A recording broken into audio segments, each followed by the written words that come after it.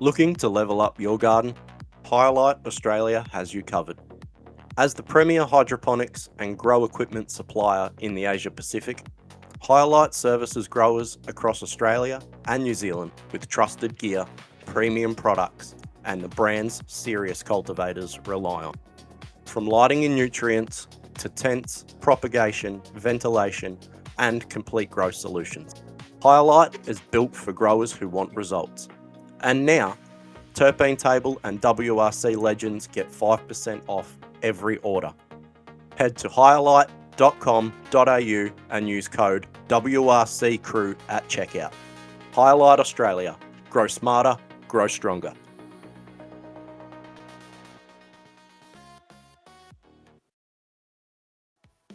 This episode of the Terpene Table is brought to you by Growers Pal. Aussie legends when it comes to keeping your clones safe in transit.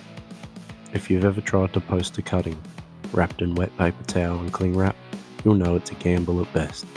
Growers Pal clone shippers take the guesswork out of it.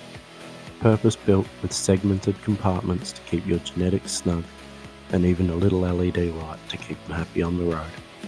Whether they're headed up the coast or across the country, you can trust your prize cuts will land fresh, not fried.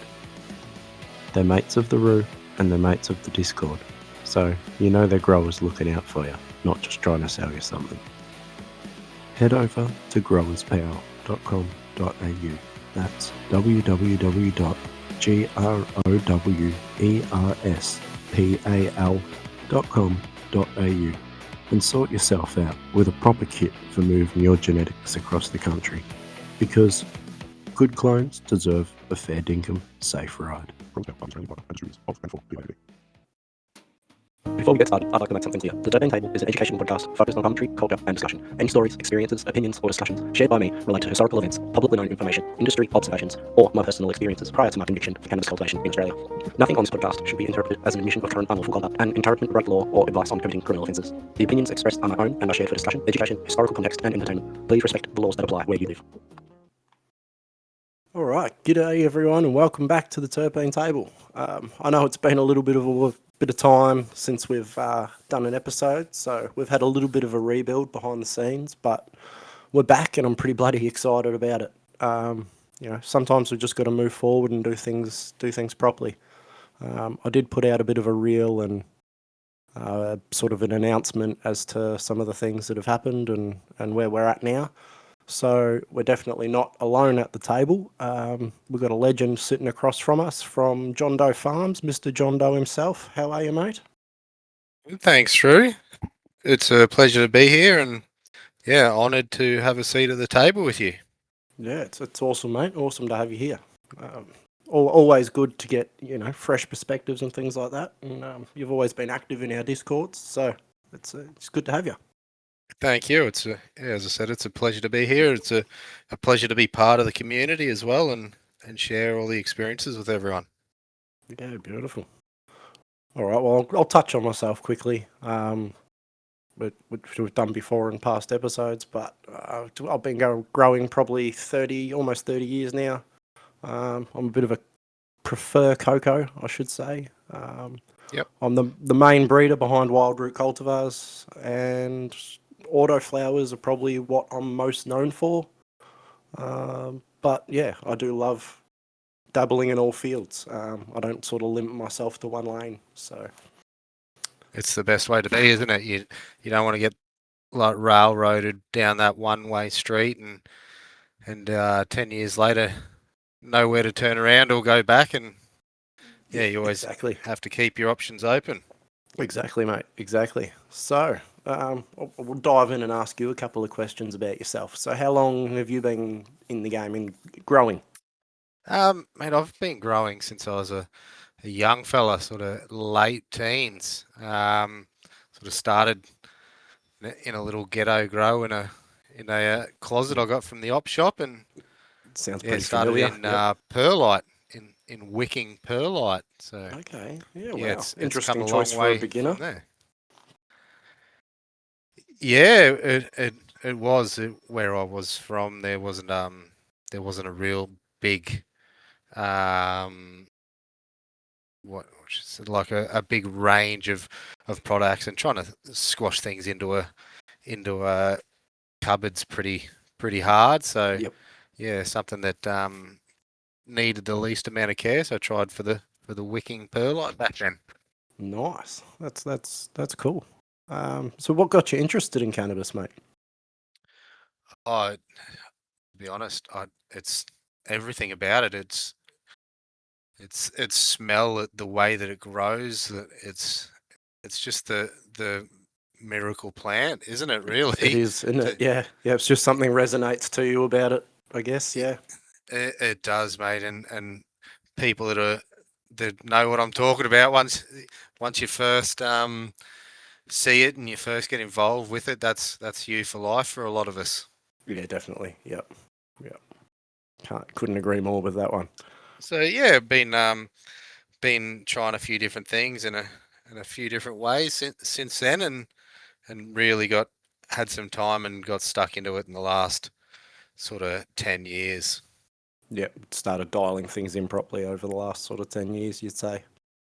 Yeah, doing a lot of experiments and just seeing what you can get out of the plant and how it responds to different environmental aspects and nutrient aspects, and yeah. Yeah, cool. Love it. Love it. I love anyone who gets a bit sciencey behind things. It's cool. Yeah. So I've noticed in my travels that you run a bit of living soil. You run some autopots. Yeah. Let's go into the Autopots. They're like Yeah, cool. they're like an expansion, really, of the old wicking perlite back then. I remember when the Australian Autopots first came out, and they were something special, and yeah, just couldn't believe of how plants could sort of dictate when they were thirsty, and it fed them by themselves. So It was revolutionary, wasn't it? Yeah. oh, it sure was, and yeah, it took out all the guesswork. Yep. So yeah, went from the Autopots and then went to the new lot, and the Autopot Global through Nutrifield, and Yep. yeah, started trying to really dial them in, see what works, see what doesn't. Had a lot of mistakes along the way, as everyone we all do. does. Yep. Yeah.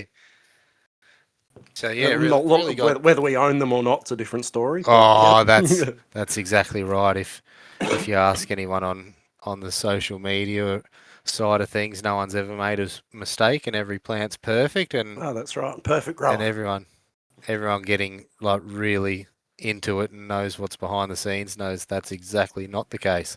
Yep. Spot on. Yeah, and that's something I'd like to to clarify, that's something we're not about around here. None of us are going to pretend that we're perfect or that we know everything. And Mr.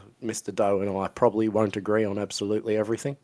But that's what it's about, and that's what's going to keep it fresh, and that's what keeps the table alive and community and culture alive, is the conversation surrounding all these things. So yeah, I just wanted to sort of dive in and chuck that in there.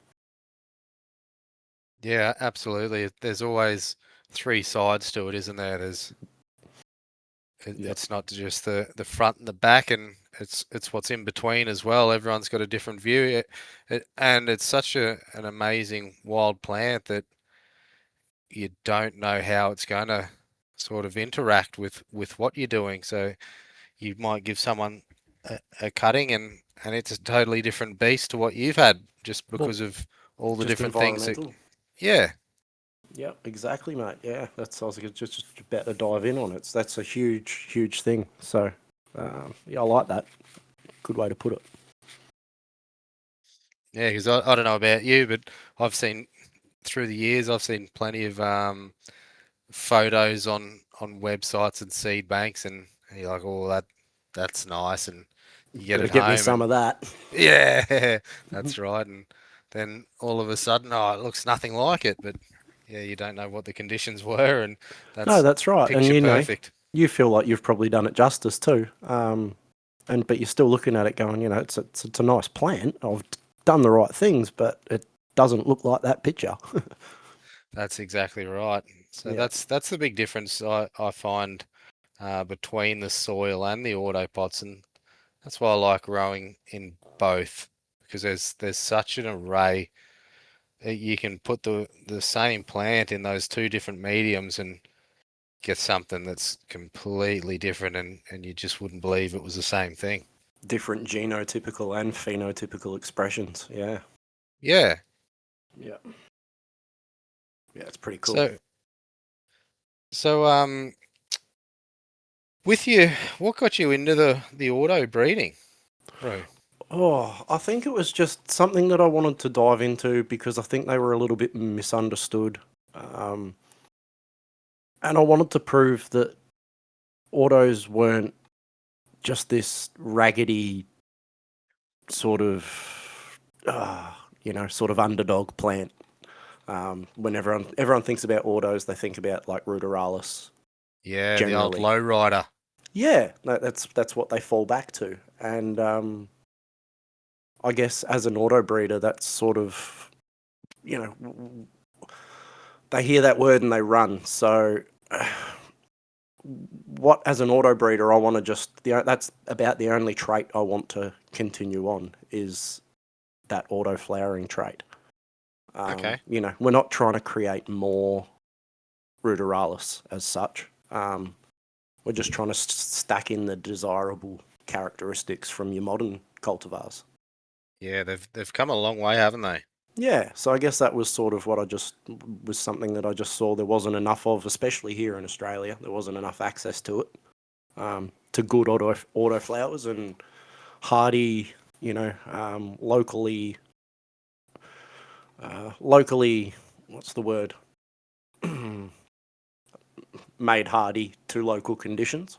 Yep. Yep. Yeah, and stable for local conditions. A lot of people were getting, really airy and it was turning people off. So I wanted to prove that it could be done properly. So I guess, and then it's just sort of turned into a bit of a passion from there.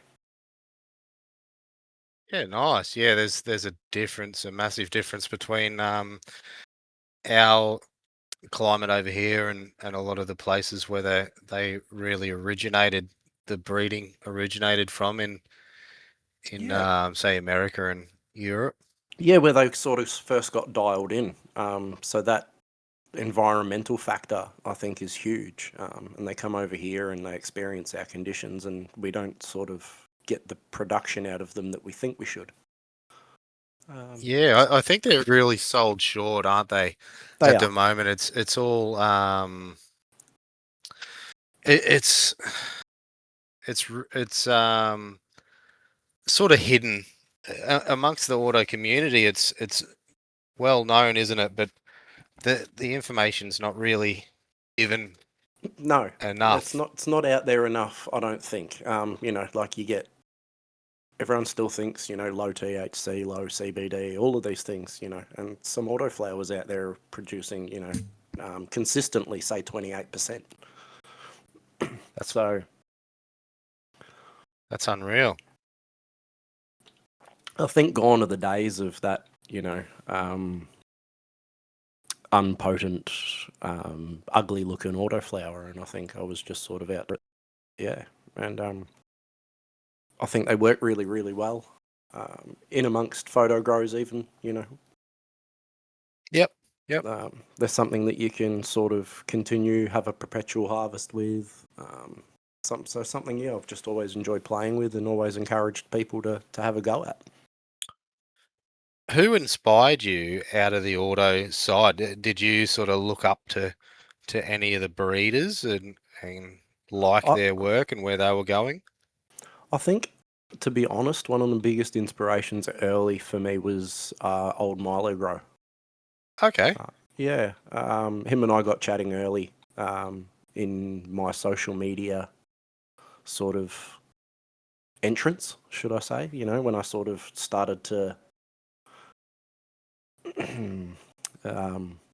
indulge in the cannabis social media side of things. and felt like I could let myself out there a little bit more. And that's when him and I first started getting chatting. And that was when I probably, decided to, well, not decided to, but just sort of, modeled a lot of what I did after some of the stuff that he did. Yep. Yeah. There's a bit of an old timer in the scene, and, had So a lot of things in common.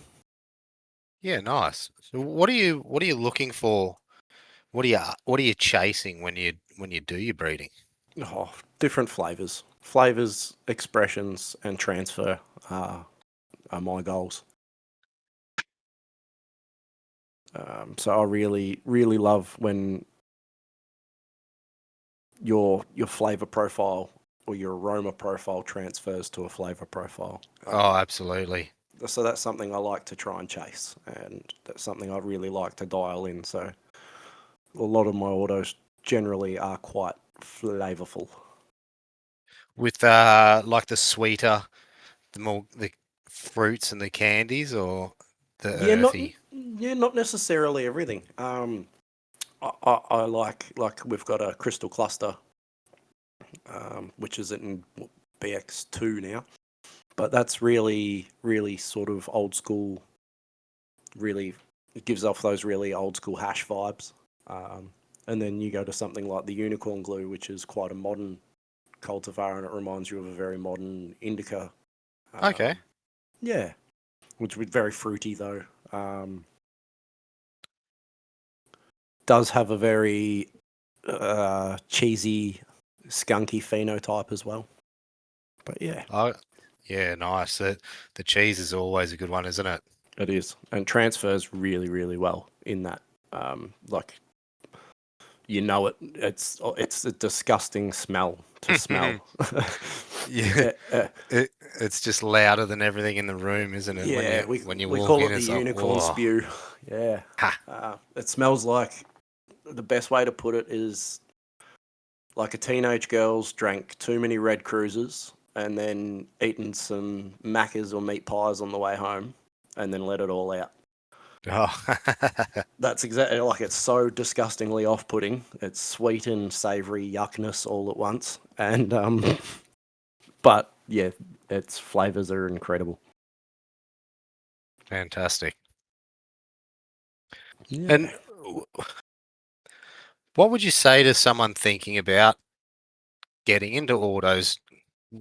Is there anything that they need to, like, the first thing that they need to know or do? Ooh, okay, this Is is a there good anything one. different to photos?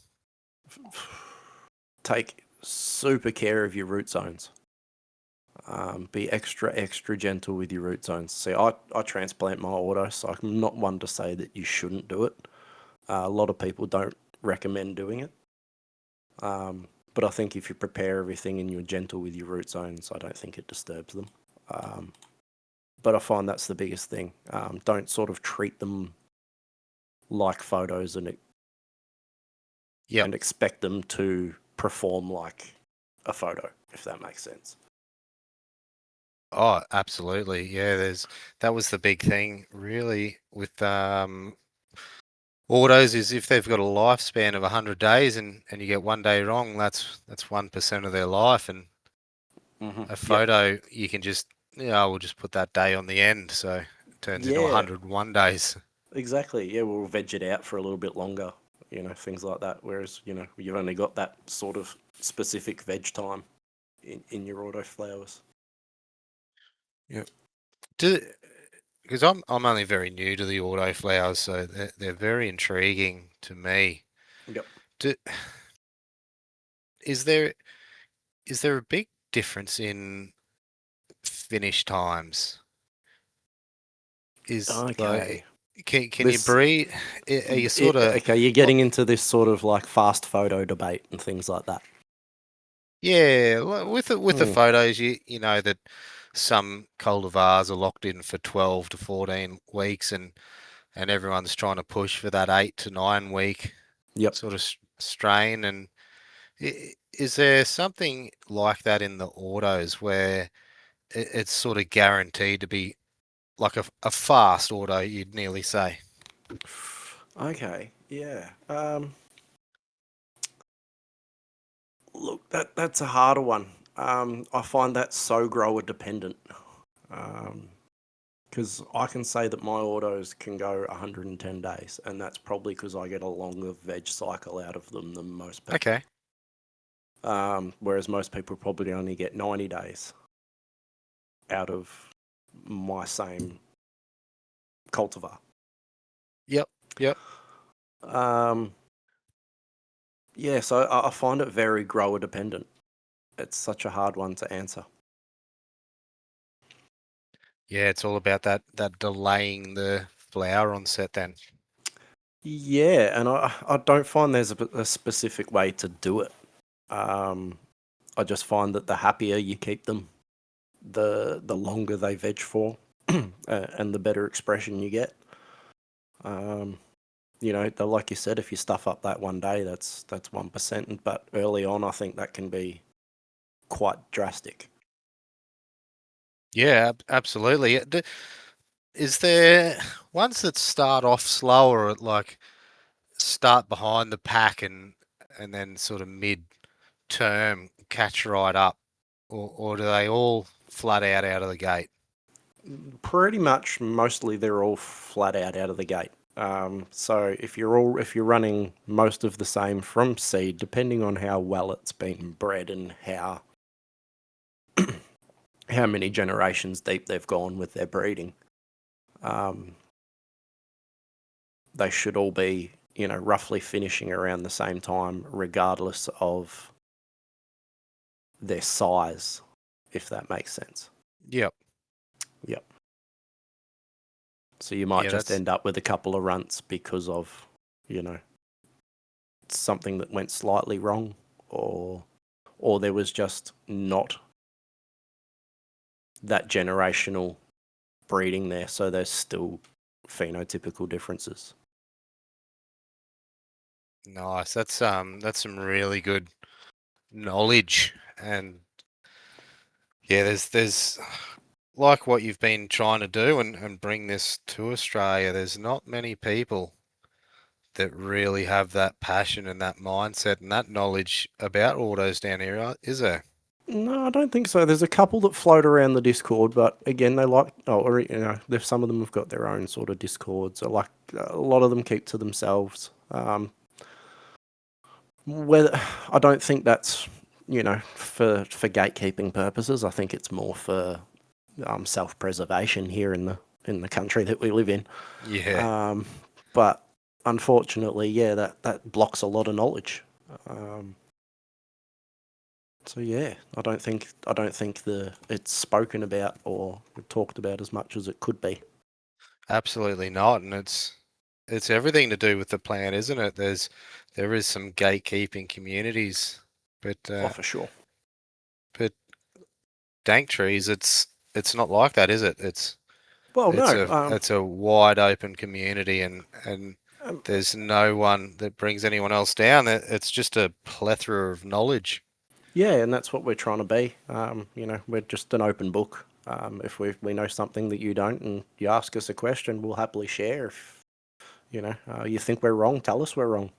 Um, like that's what it's all about. It's all about learning. It's all about knowledge. It's all about sharing. And Absolutely, and I'd hate to think how many centuries of knowledge put together there would be with all the community there, and there's always someone that's seen something that, and with your oh, leaves, it might definitely. look like it's something, and there's a lot of characteristics of plant behavior that look like something, and it's not that, it's something totally different. Yeah, diagnoses wise and things like that, definitely. There can even be just expression wise, but yeah, there's, like you say, there's lots of knowledge in the community there. There's generations and deep of growers that sort of float around there. Some doing some really really interesting work as well. Absolutely. Yeah, so it's always good to just even if you're quiet, just jump on, have a look. Yeah, You'll find a link on the Terpene Table on our podcast. We'll drop it in there so you can Come over and say hi. Yeah, exactly. And then bring the knowledge, or just bring yourself and soak up the knowledge, because everyone's welcome. Absolutely, from beginner to expert, everyone's there. Definitely, mate. So yeah, that's what I'd sort of like to bring to the table and be here is show a little bit of my knowledge over the cool. years that I've picked up from doing a lot of things wrong. Beautiful. Yeah, I was going to say you beat me to it. I was about to say, what do you want to bring to the show? But yeah, you've just got me. So Yeah, it'd probably be me ADHD hyper focus on this plant from that first day. That's just locked me in and yep, everything's been about it. So it's just fell in love, mate.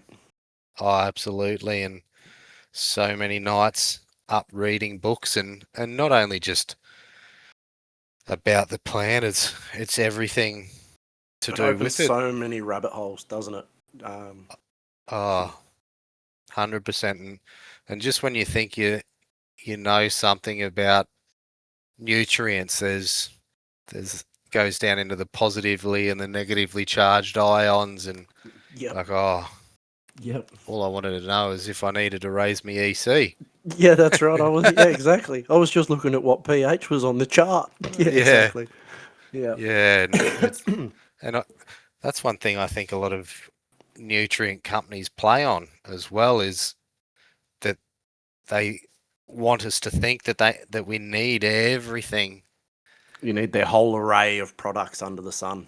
Absolutely. Oh, you do. Yes, of course you do. Yeah, and if you don't, you're going to have all of these things wrong with your plans because just put this in from weeks 2 to 7 and you won't have any worries. Yep, exactly. Or we could just buy a really good quality, say A and a B, which should contain everything, and you can pH steer a little bit, and there's plenty of other options and techniques. Oh, absolutely. And then on that flip side, every single or just about every single nutrient company that has their pro line doesn't have 12 bottles in their pro line. They got an A and a B or a grow and a bloom and a core or whatever else they have, because these facilities aren't going to be using 15 bottles and mix up 15,000 gallons of everything. No, that's right. You see a lot of these facilities, exactly as you say it, they're running like 3-part solutions and things like that. So it's got to tell you something, doesn't it? Oh, absolutely. I think that's one of the biggest takeaways for everyone that's just getting into it, even with the autos or the photos. Just start with your base and start adding things.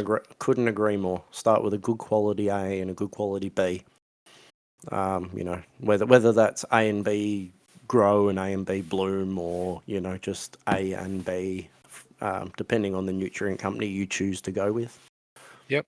And and then have a look and start learning, start doing your research and learn what the plant needs throughout its life cycle.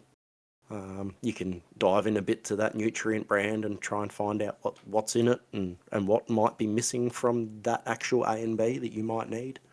Yep. Or you can look at how you can, like I said before, pH steer a little bit to encourage uptake of those nutrients that you're missing out on, that are actually there, but the plant's just not uptaking. Absolutely. Like a bit of a pH drift nearly through the feeding cycle. Yep, because we all talk about drybacks and things like that, but the pH drift and things like that and dialing things in is not nearly talked about as much.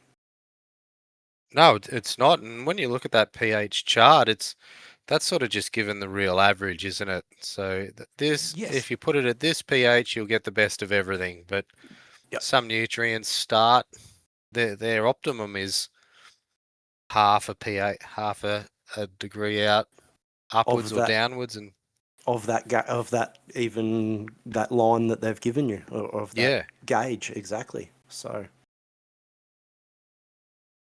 it's very, very good to learn just that little bit more and learn those things, because some of those little expressions that you're seeing can be easily fixed just by a slight point pH adjustment. Absolutely, and check your pH pen. Yes. Calibrate it frequently. Yes, I couldn't agree with that more. Might sound silly, but keep that little diode, keep it wet. Keeps it in good condition. Absolutely, and taking a log of everything, because if it's out and all of a sudden you're putting in 5 mils of pH down where you're used to putting 1 in, you're like, hang on, something's wrong here. Yep, that's another thing. Another good one I'd have to say then is like flush your system regularly. I'm not talking about your plants. I'm talking about this system. I'm talking about the lines. I'm talking about all of that, because you're going to get scale build up, and that's going to cause pH drift and things that you're not going to quite be able to dial in and put your finger on. Absolutely, that's the Little biggest things. killer in the Autopots, is not cleaning your lines out. Yep, I could imagine. So what about in the cocoa? Do you run like an organic salt line, or do you run I run a 100%? synganic line. So I run a salt A and a B, and every other input is organic. Lovely. Yeah. So you'll Through a see. hand water or drippers, or? Depending on the system I'm running at the time. At the moment, I'm hand watering. I like to hand water if I can, and if I've got the time to do so, I find I can dial it in a bit more, and I can be in there and be a bit more involved. That's just me personally. Although I'm not going to say I haven't had great success running like recirc drip systems and simple systems like that.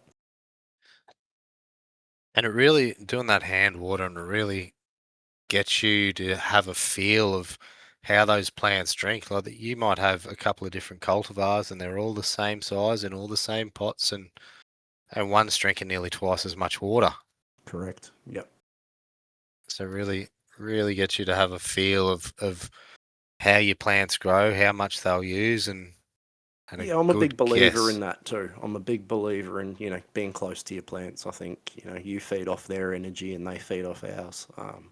I think there's something just good for the soul about being around your plants. So that's why I like to hand water as well. It's just that excuse for me to be close to them and be around them. Yeah, absolutely. Therapeutic, nearly, isn't it? It is, definitely. Yeah.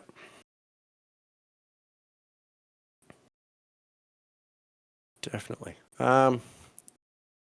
What's something,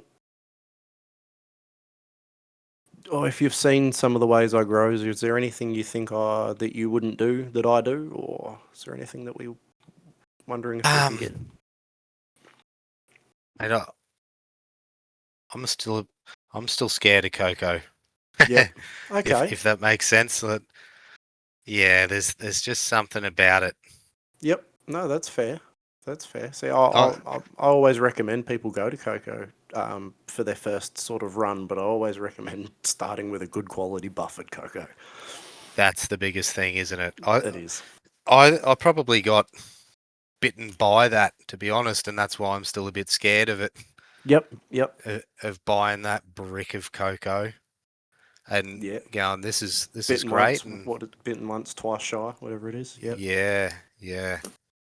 But and I guess coming it in there from and then realizing that you don't realize that how much salt is actually in a non-washed cocoa. Oh yeah.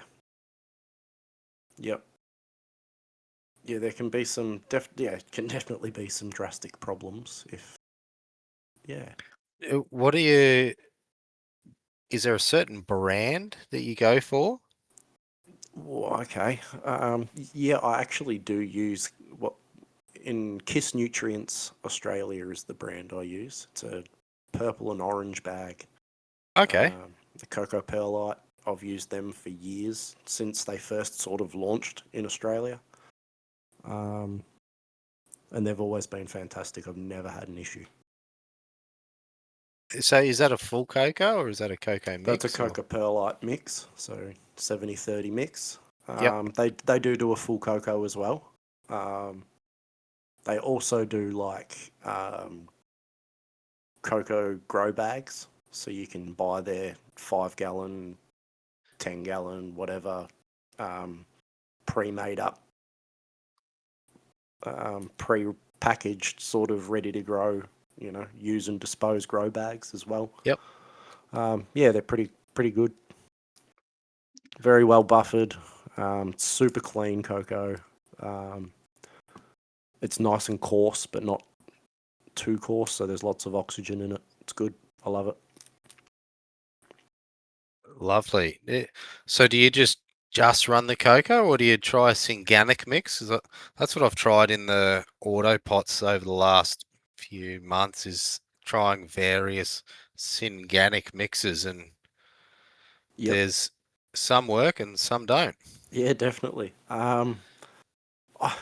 I do at times. At the moment, I'm not. I do have about 100 litres or so of soil sitting aside that I generally do run through my cocoa, and then I can keep a family of worms in each pot and things like that. Yep. So yeah, it all depends on how I'm sort of feeling and what I'm running at the time. But I do love a good synganic grow. I do love growing with soil mixed with coco perlite, because I do love the fact that you can have those sort of worms and have that biology going on in there. But in saying that, I also find even my cocoa now just being fed with the liquid organic inputs and the salt A and a B, I've got huge like microbial build-up and algae bloom and things like that happening on the cocoa. So it's definitely very healthy. Yeah, there's nothing better than seeing it nice and healthy. Yeah. I like adding a lot of worm castings to mine. Yes, huge fan of worm castings, and I'm a huge fan of Barty is the brand, and they do like the soldier fly larvae castings and things like that, and that is Oh wow, I haven't seen awesome. those. Yeah, BARDEE if you want to Google it. Yeah, I'll have to have a look into that, because I'm always for trying something new. Yeah, that's really good stuff. I was a big believer in that. I used to mix that a lot in with my cocoa. See if I can pull it up now, and I'll drop it in the chat for those that are around and that have joined in. So speaking of that, over on the Dank Trees 420 Discord, this is where you can join in and listen into our live podcasts. You can join in the chats and things like that, so we can answer you back and we can get into full-blown discussions and sidetrack as we like to do. It's all part of it, isn't it? There's so many different avenues, and like you said before, those wormholes, you can just end up anywhere. Yes, you sure can. But it's good fun. It's good fun. So, go for it, mate. Go for it. So what's one of the things that you like most about the community over there? Like, there's Ooh, okay. I've just got to love the plethora of knowledge that's about, and the variety of knowledge.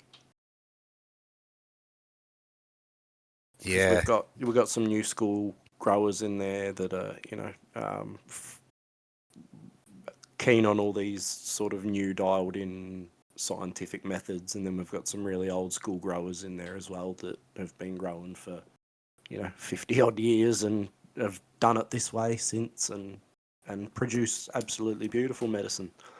So absolutely, and it's so good seeing those grows from all around the world as well, isn't it? It's definitely.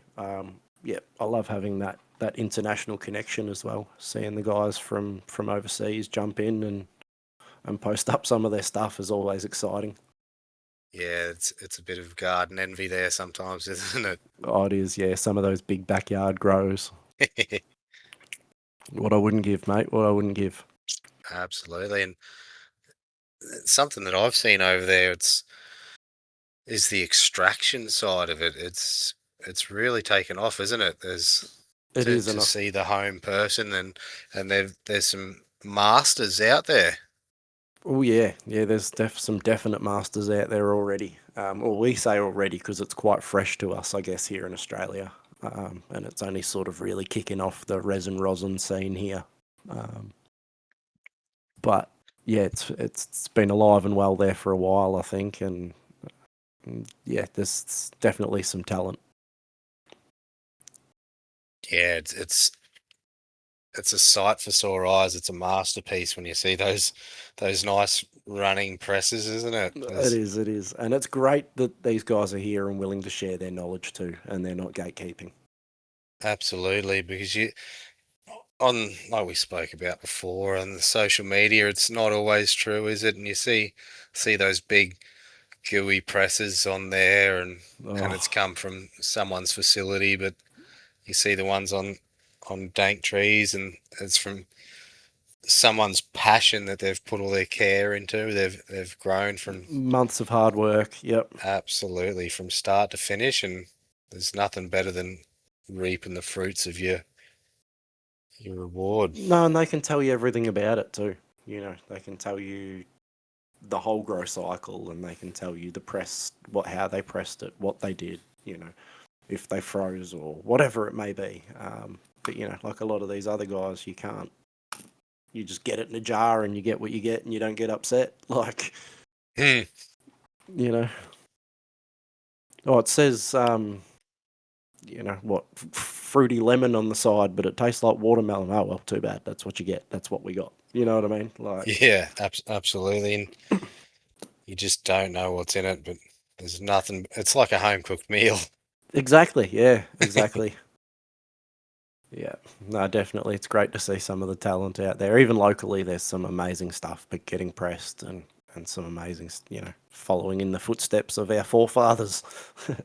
Yeah, I've seen some very good ones Yeah, around, which it's good to see Australia shining. it is. It is. There's the.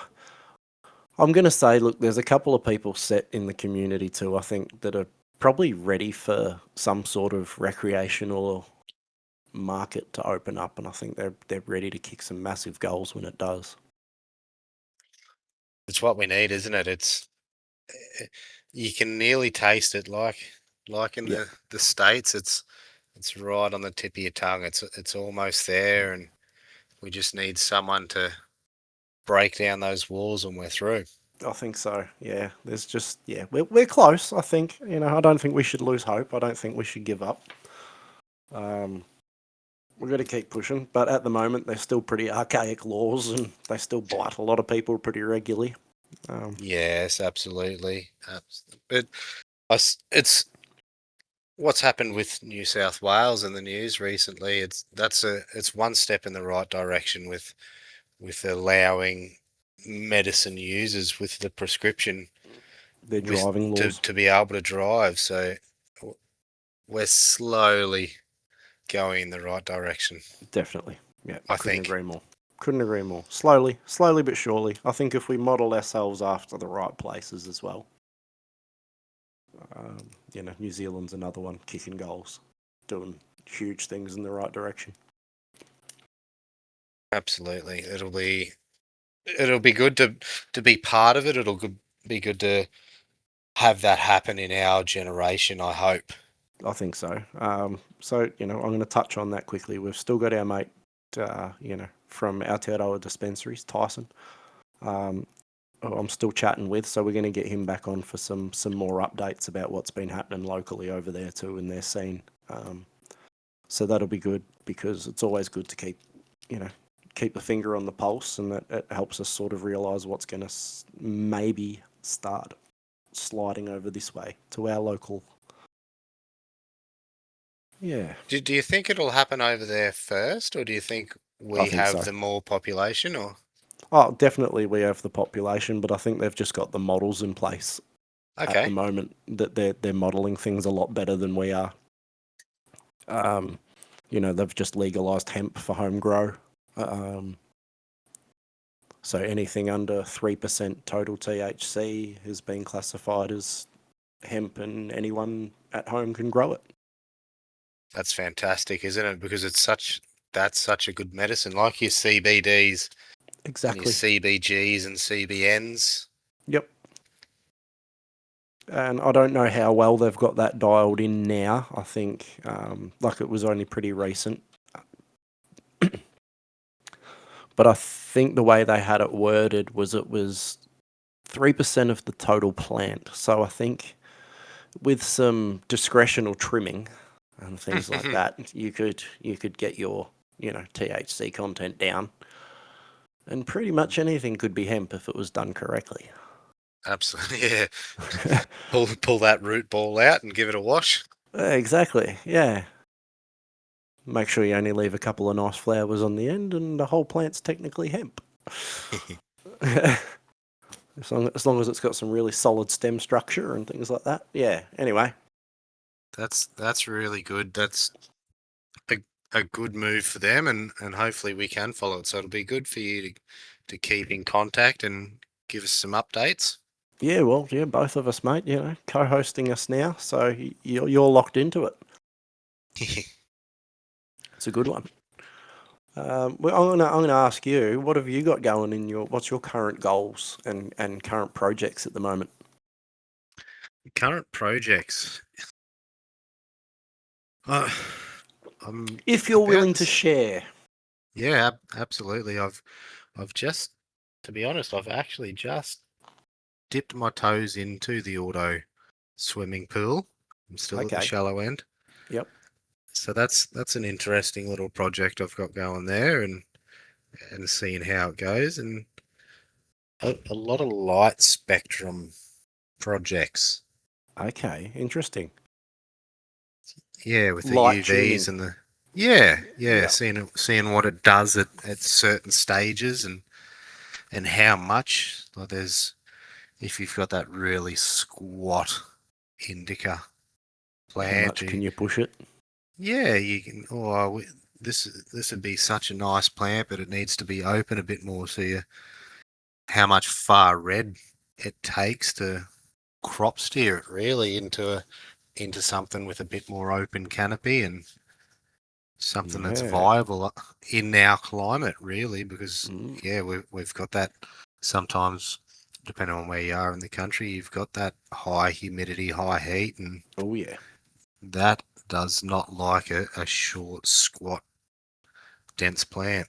No, I'm gonna say I saw that must have been from someone quite new in our community the other day, and they posted up in our Discord that why is everything in the northern side of Australia so airy and fluffy, and why can't I find any good flowers? And my immediate comment was that you're in the wrong circles.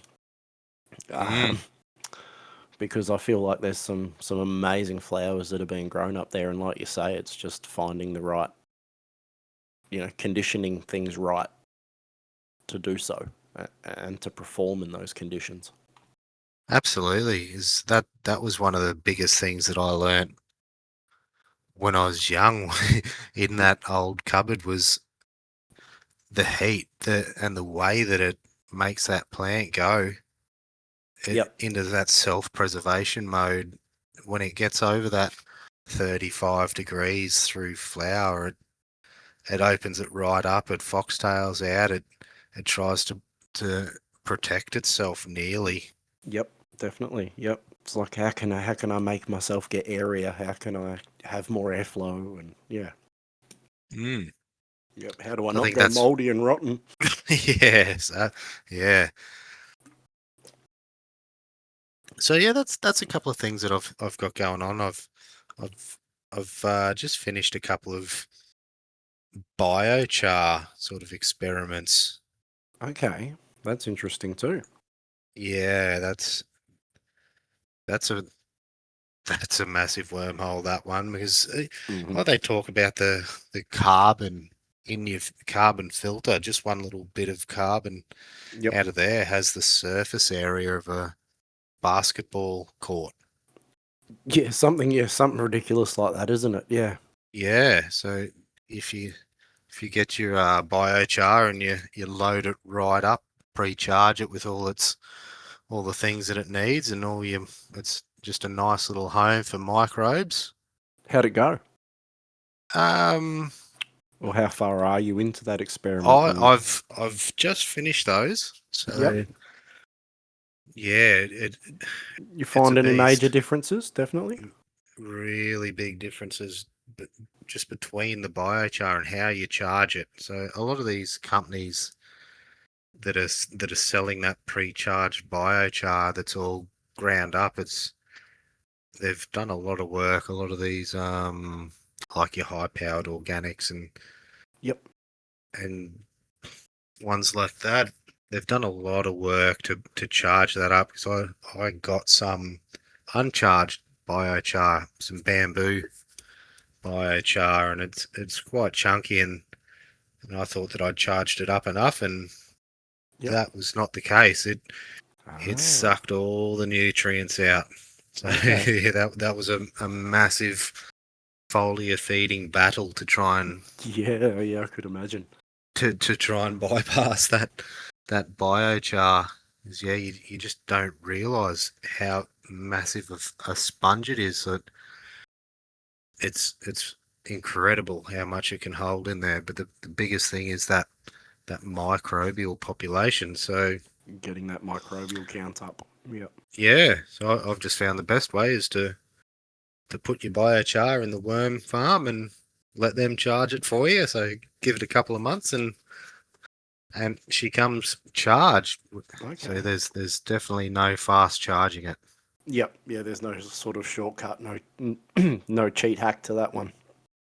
No, so yeah, that's a couple of things on the So cards that I've. did you run your own biochar in one and then like a company's produced biochar in another, or? I did. I first ran the high powered organics biochar. Yep. And that was great, but it's really fine, like a powder. Yep.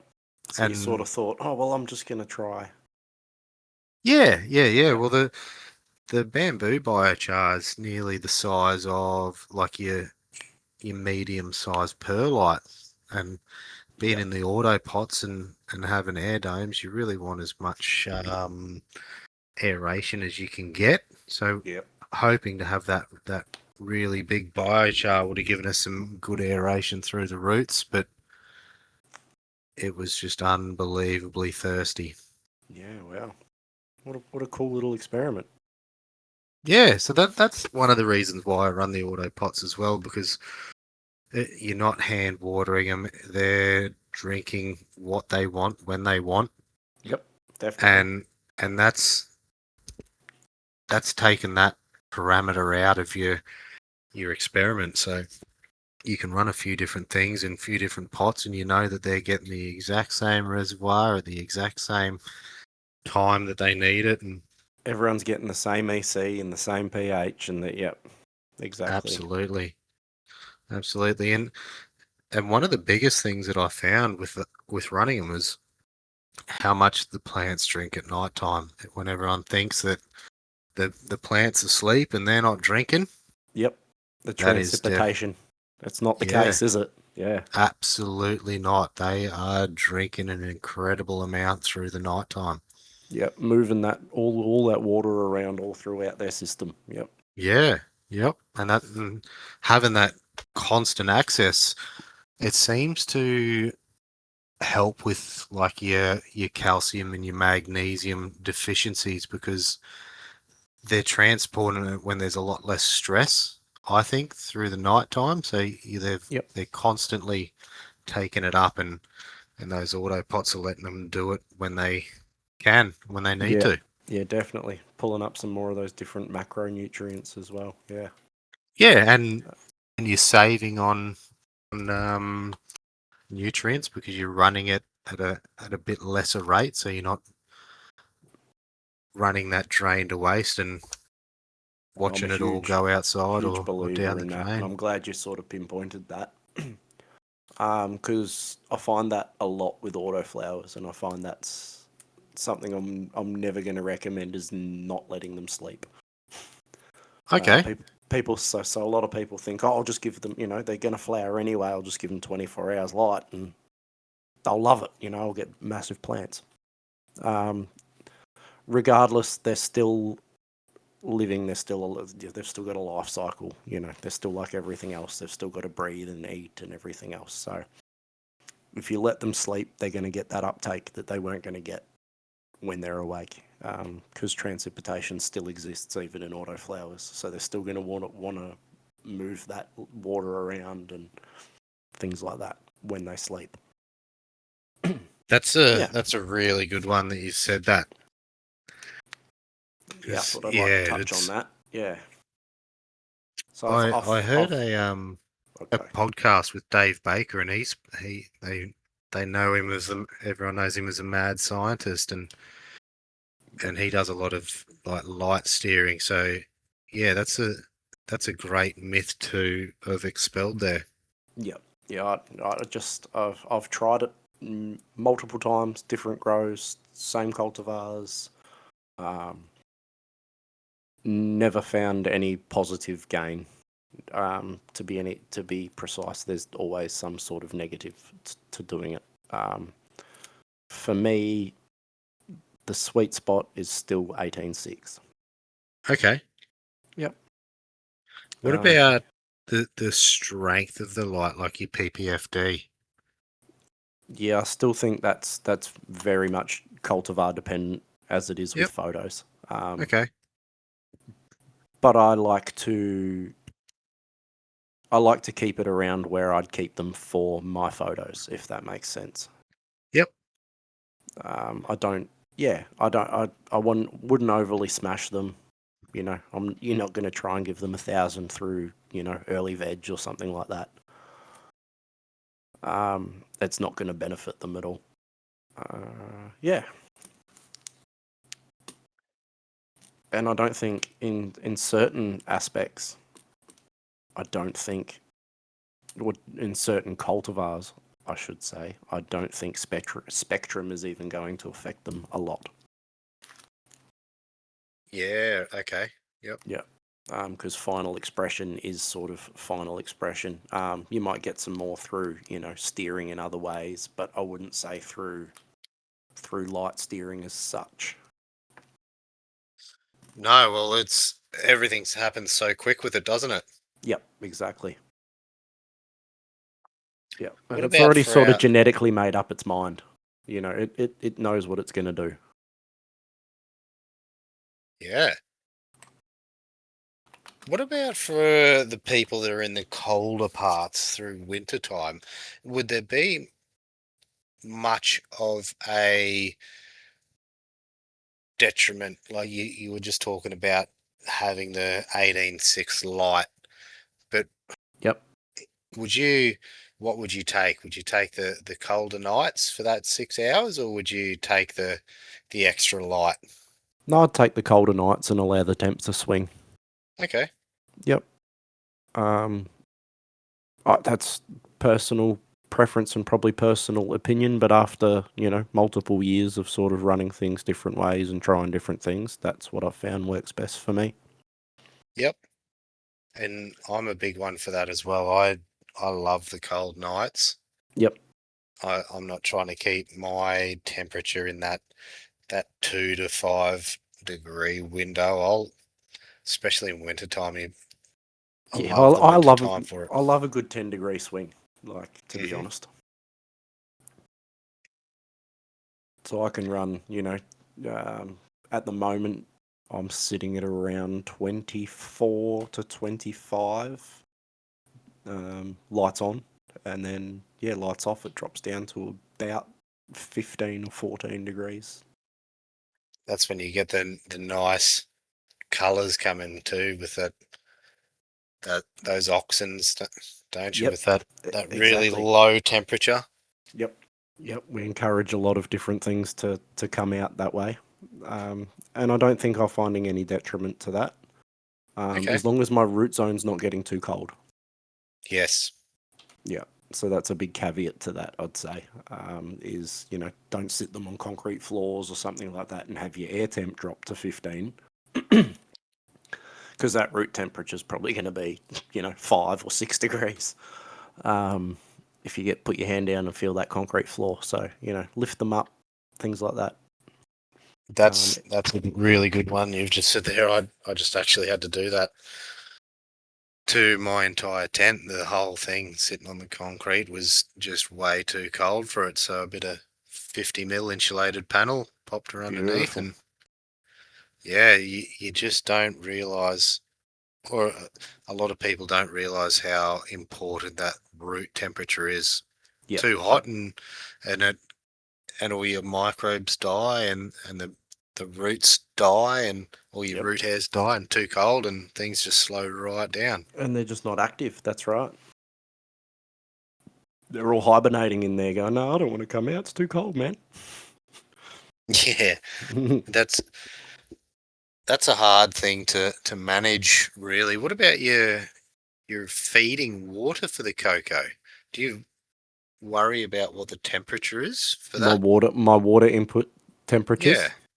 I monitor my input temperatures. I keep, because I have a room, as like a lung room. I can keep Yep. that at a set temperature, so I can keep my water resed in there, Yes. and then I let it sit and get to temperature. It sits there and oxygenates and things like that for quite a while before I use it. Beautiful. Yeah, That's a big one as well, isn't it? And that is. Yeah, that feed water. So root you see a lot shock of- from your watering. yeah. That's one of the big things that I've noticed with the Autopots as well, is keeping that res nice and cool. Yep. You've really got to keep it nice and cool. By the time it gets to the reservoir out of the reservoir into your pot, then it's wicked up by the plant. You're raising that temperature and you're raising the pH and Yep. the And as it's EC going and through everything. those pumps as well, those pumps are warm and the insides, and there's pressure builds heat and things like that. So Yeah, it does. Yeah, it does warm up surprisingly. absolutely. So I like to run my res at about 16 degrees if I can, 15, 16 degrees. Yep. That's beautiful. And when it goes through the tent, the lines get a bit sweaty. Yes. But So it's what did you know your output temperatures? about 20 degrees it's sitting in the tray. Yeah, there you go. Yeah. So keeping those microbes alive and not letting those roots get So that's root beautiful. tips. That's coming in at 16 out at 20 is, yeah. Yeah, and that's all those little tips and tricks, isn't it, that we can share with the community. It makes a huge difference that you don't sort of think about. Yeah. Yeah, Old it's mate that just runs out to 1%. the tap, cranks it up, gets the cold water on, at 3 a.m. to go in and feed his plants and flower, and wonders why everything's slowing down. Yeah. Yeah, and then on the flip side of that, you've got the beautiful Australian summer, and you can't touch the water that comes out of your hose for Yeah, no, you got to let it run for a while before you can. Yep. It's melted half of the hose on its way out. yeah, and then why are my plants dying, or why are my roots died off? So Yeah, and you're trying to keep the res temps down. yeah, Yeah, that's the hardest thing I think over those heat periods, especially when you're running that sort of style, because you generally are already battling heat. yeah, absolutely, and that's the one of the big differences, really, isn't it, between the Australian community and what a lot of people see on YouTube and Instagram and everything, because a lot of these influencers these days they don't have that issue No, a lot of the time. no, not at all. over in America, you see them and they're wearing their jumpers and their jackets and their beanies while they're recording. And you're like, oh, well, that's... Yep. Yeah, they did go outside for a quick second and it snowed. Yeah. But the other thing is too, they've got the luxury of being able to, a lot of these, even the smaller guys there, and you've got the luxury of being able to build purpose-built areas. You don't have to worry about inspections or all that sort of stuff. So a lot of these guys can do purpose-built lung rooms and things like that, and have everything dialed in quite well. Which a lot of guys here, I guess, don't have the luxury to do as well.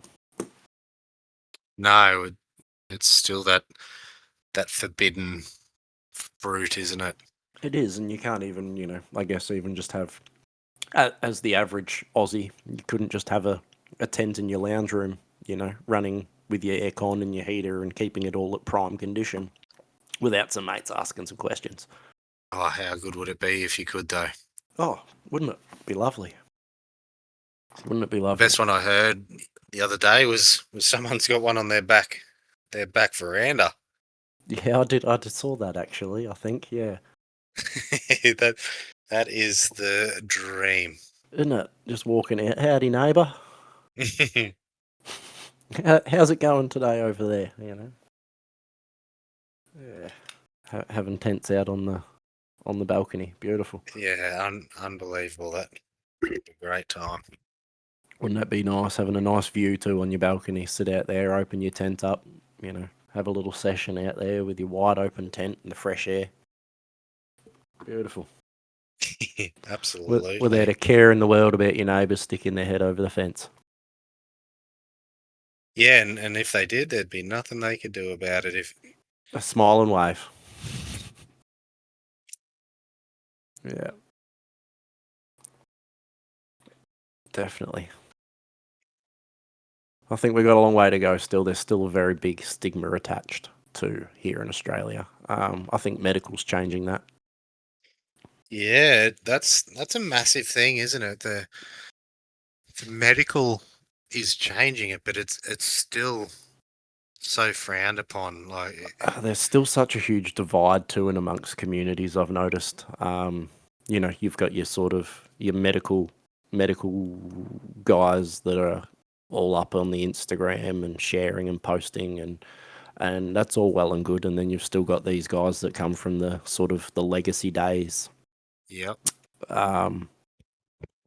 Yeah, so they're sort of still in their own circles because they sort of don't understand each other's side. The guys from the medical scene have never had to deal with that, having to hide in the shadow or, Yeah, absolutely, and no one should be hiding in that shadow, should there? No, we shouldn't have to. But, yeah. So it's a big swing and it's hard to sort of, I don't know, you see a lot of difference in the way things are posted on Instagram these days. A lot of people sharing themselves and walking around, openly with these medical containers and things like that. Yeah, it really says a lot. Like you wouldn't be doing that with a lot of Advil, would you? No, that's right. Yeah. Yeah, walking down the street, shaking your bottle of Valium around. Yeah, you'd get a totally different crowd, and you'd probably be frowned upon a lot more. Yeah, I think so too. But it's quite interesting. But there's still, I still think there's a huge divide there too. So hopefully we can, work together to bridge that too. Absolutely, that'd be something that I'd really like to do, is to bridge that divide. And you're always going to have your introverts and your extroverts with things like that, and those introverts are the ones that do that hard work underground. They keep things moving. They're in that rabbit hole. They're in the wormhole, just going along and doing the good work and letting all these people show it off. So yep, 1,000%. We need both, really, don't we? We need the flagships that are the extroverts, and we need the introverts that are doing all the work for us. That's right, and I think we need a bit of both from both sides of the community. Because we throw that word community around a lot, but there's still so much divide. So yeah, it would be so good to try and if we could all sort of wear the same banner. Absolutely. I think I said it before. If we could all just wear the cannabis hat, be nice. Yeah. need a little signal like an upside down leaf. Yeah, it's just that I'm just for cannabis. I don't care about the drama, the bullshit. Just that's what I want. Yep. Yeah, onwards and upwards. But no, it's good. I think we share a lot of the same passions surrounding those sorts of things, and I think we're both extremely passionate growers. So I think we've got a good little 100%. good little podcast on our hands here, mate. I think so, and I really like the community to join in and show us, drop some comments and let us know what they'd like to hear, Yeah, what they'd like definitely. to see, and Definitely. I'm thinking we're going to dive in episode 2 for you and I we're going to dive into autoflowers a little bit more. that's going to be a good episode. I've got a lot of questions about them. Yeah, cool. I like it. So I think that'll be a good one. We'll dive into that one first. So for anyone listening, that's probably where we're going to go next. And then I'd like to get on some couple of interviews, a couple of people we need to chat with. We'd like to share some stories and hear some stories. Yeah, those legacy people in the industry. Yeah, definitely. Because everyone's got their sort of story and everyone's got that needs to be heard because they're all fascinating. Absolutely, and you look at the size of our country. There's such a variation. There's from east to west and north to south. There's so many stories. There's so many different things, and you can go right back to the ABC, Yep, the Australian exactly. bastard cannabis, and we do have a history. We do indeed. Yeah, we won't even dive into that one too far, but like we at one time we were forced to cultivate hemp, so we were handed out seeds from the government, and we all had to cultivate hemp at one point in our colonial takeover. So Our times have changed. exactly, yeah. So it was once the hero, now the villain. Hopefully we can find a way to make it the hero again. Absolutely. So there's some very good topics that we're going to cover. There's is. some nice things on the horizon for the Terpene Table. Yes, definitely. And I'm very excited to start diving in again, mate. But yeah, like you said, if anyone's got any suggestions, any things like that, come and join us on Danktrees 420 at the community. Like I said, I'll pop the Discord link down in the podcast description. I'll drop it in the YouTube, in the Instagram, things like that. Come over, join us, have a look at the podcast chats, podcast announcements, things like that. Share any thoughts that you want to share with us. Tell us we're wrong, tell us we're right. We want to hear it. Absolutely. Come over and have a peek. Yeah, and you Put might your find 2 cents in, whatever you want to do. Just you might hang find that out. you feel at home. You might want to share a little bit too. So that'd be good.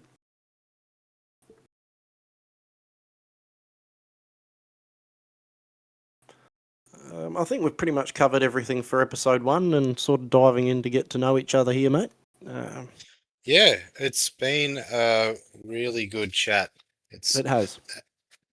I'm really enthralled to be part of the Terpene Table, and yeah, we're going to make something special out of it.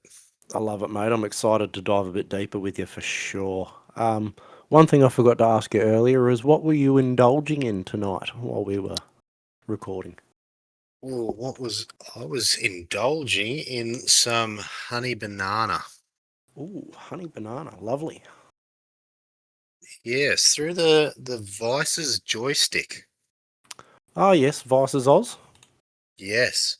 Yeah, Beatles, great guy. Shout Yeah, out. yeah, mate. The joystick, something special. Yeah, beautiful. That's a good rap for it, mate. So yeah, jump on Yeah, Vice's Oz and have a look. Grab yourself one. yeah. It's like the Dynavap, Yeah, okay. just a Yep. little portable. It's got I think it's a 3 or a 5 millimeter bead in it, and yeah, just a little dry herb vape and beautiful flavour out of the honey banana. What about yourself? What have you been enjoying this evening? Well, earlier today I was indulging myself in some Pure Land hash plant from Bodie. Oh, And then I switched it up this afternoon and this evening with a bit of lemon cherry gelato. So, okay. yeah. That that sounds delicious. Yeah, it's not bad. Not bad. A bit earthy, I think, this one, but Okay, it's nice. okay. I through the daytime I just had some CBD, some Saga CBD that I've been running, and it's Okay. very piney, very uplifting. Nice. Yeah, just I do love a good CBD. There's not enough of good CBDs around. no, it's until you've had it, it's something else. Like you can just go about your day. There's no cares in the world. Everything's relaxed, and you get that feeling of euphoria with It, still having that clear head. that's yes. I was going to say it's just a completely different high, but it's still very, very enjoyable. Absolutely. And mostly, I love CBDs because generally they're so full of flavour. To be honest. Oh yeah, this is the first one I've had to go at, and it's quite strange because it smells like dark chocolate, Okay. and Yep. then and then the taste is really limey and piney. It's unreal. Yeah. Wow. That's very interesting. I love it. Hmm. Love it. All right. Well, I guess that brings us to the end of episode 1 with Doe and Roo. So thank you very much for joining me tonight, mate. It was a pleasure Thank to you. get this one done. It's a pleasure to be here, and thanks everyone for listening in. Yes, thank you, legends who joined us on live here tonight and had a listen in and got involved. It's always awesome. And we will see you hopefully next week where we dive into autoflowers. I'm excited for that one. I think there's a few people in the community that'll have open ears and be really excited for those questions as well. So if anyone's got any questions that want to be spoken about, feel free to pop them in the chat and we'll get into them. That's it. Sounds good. Yep, sounds really good. Yeah, chuck them in the podcast chat there, and we'll make sure we definitely get to it. Baz, thanks for joining us, mate. Good night. It was great to have you in the chat as always. Thanks, everyone. All right, thanks everyone. We'll see you again next week. And this was the Terpene Table.